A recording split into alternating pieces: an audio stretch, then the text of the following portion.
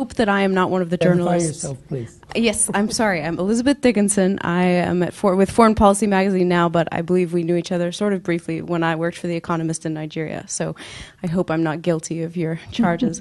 I wanted to ask you about the upcoming elections once more, and specifically about President Jonathan's candidacy, whether he's considering a run. And speaking of stereotypes, I'm hoping you can debunk one for us that's often in the press here about the regional calculus of that political decision within the ruling party, the PDP.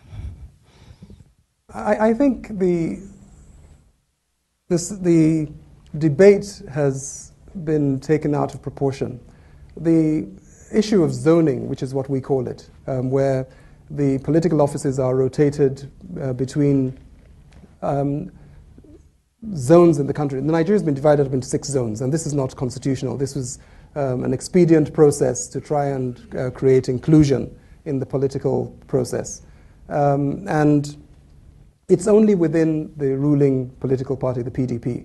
So all other parties, and there are 50 of them, are entitled to field whoever they wish to field. The PDP, as a matter of policy, decided that it was in its own interest to have this zoning policy where power would shift between the north and the south. I think what's happening now, because of what the emergence of President Jonathan, following the unfortunate demise of President Yaradua, is that that policy is being debated. And it's for the ruling party to determine whether it's still in its interest to have that policy, notwithstanding the fact that President Jonathan's an incumbent president and member and leader of the political party, or not. As far as President Jonathan's candidacy is concerned, I think he's considering it. He's consulting widely. He hasn't made a formal declaration of his interest. And I think he's also interested in how this debate plays out.